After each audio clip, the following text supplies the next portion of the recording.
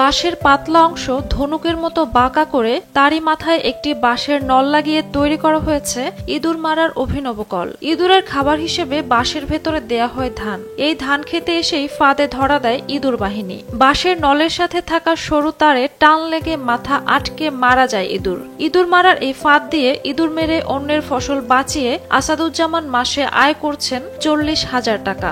আমি আমার বাবা এটা করতো আর নিজের জমিতে পাইতো, আমি এটা আমার বাবার কাছ থেকে শিখছি। শিখিয়া আমি ইঁদুর মারি মানুষের জমিতে। মারাতে প্রায় 2 থেকে 3 হাজার পর্যন্ত মারা যায় আমনের সিজনে, ইডির সিজনে একটু কম হয়। এইভাবে মারতেছি। আর এখন তো অনেক সিরিয়াল মেকআপ দেওয়া কঠিন হয়ে যায়, এখন 2 দিন 3 দিন পর পর দিতে হয় সিরিয়াল অনেকজন কাছে। দিনাজপুরের চিরিরবন্দর উপজেলার পূর্ব খোসনা গ্রামের কৃষক আসাদুজ্জামান একসময় শুধুমাত্র নিজের জমির ইঁদুর নিধনের জন্য ফাঁদ বানালেও এখন সেটি তার জীবিকার মাধ্যম হয়ে উঠেছে।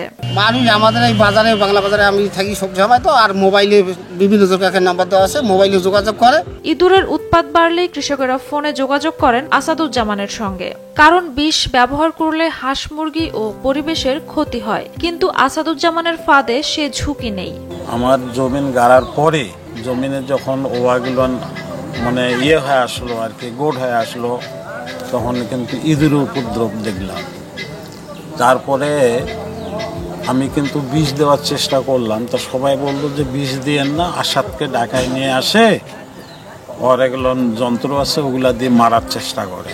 এখন ওনারা তো এত ব্যস্ত, ফোন করে করে আনতে হয়, ফোন করেও পাওয়া যায় না সময়, ওনার একটা রেট আছে। আগে আমরা যখন বীজ দিতাম তখন আমাদের অনেক ক্ষতি হতো, আমাদের হাঁস মুরগি কবুতর এগুলো মারা যেত। তো আসাদ ভাইয়ের ইঁদুর মারার যন্ত্র যখন ব্যবহার হয়েছে তখন থেকে আমরা এটাই ব্যবহার করি এবং আমরা অনেক উপকৃত। প্রথম দিকে অনেকে তার কাজকে সাঁওতালদের কাজ বলে অবজ্ঞা করলেও এখন গর্ব করেন সবাই। মৌসুমে প্রায় 2.5 থেকে 3 হাজার ইঁদুর ধরেন তিনি। প্রতিটি ইঁদুর ধরার জন্য কৃষকের কাছ থেকে নেন 50 টাকা করে। এলাকার অন্যান্য যুবকদেরও অনুপ্রাণিত করছেন আসাদ। একটা করে ইঁদুর আমি 50 টাকা করি, আর যখন বেশি বসা হয় তখন একটু কম হয়। আগে দেখা করেছিলাম, এখন আরও অনেক লোক করতেছে। আমার এই 2টো বন্ধু আছে, এরাও করতেছে। হ্যাঁ, দেখা দিয়েছি এইভাবে বসানো, এইভাবে এখন বানাই নিছে। কৃষি কর্মকর্তাদের মতে আসাদুজ্জামানের কাজ ফসল রক্ষা ও পরিবেশের ভারসাম্য রক্ষায় গুরুত্বপূর্ণ ভূমিকা রাখছে।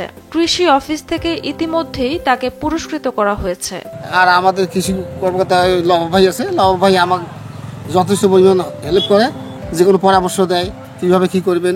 তারপরে সামনেবার আমাকে একটা পুরস্কার দিয়েছিল লব ভাই।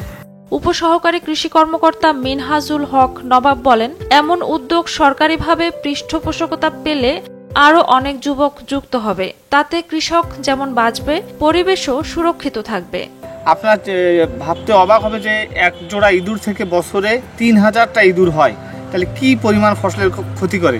বাংলাদেশে বর্তমানে আমরা জরিপ করে দেখেছি যে 52 থেকে 54 লক্ষ লোকের খাবার এক বছরে ইঁদুর নষ্ট করে।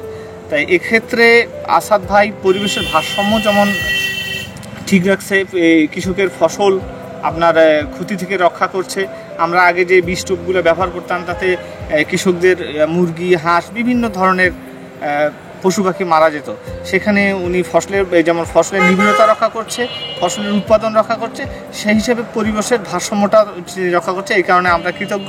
আমরা আশা করব তাকে জেলা থেকে এবার পুরস্কৃত করার জন্য আমরা নাম পাঠিয়েছি এবং এবছরও আমরা তাকে পুরস্কৃত করব। আমরা আশা রাখছি যে জাতীয় পর্যায়েও যেন উনি পুরস্কৃত করে তাকে সম্মানিত করা হয়। ঝুমা মৃধা, বৈশাখী সংবাদ।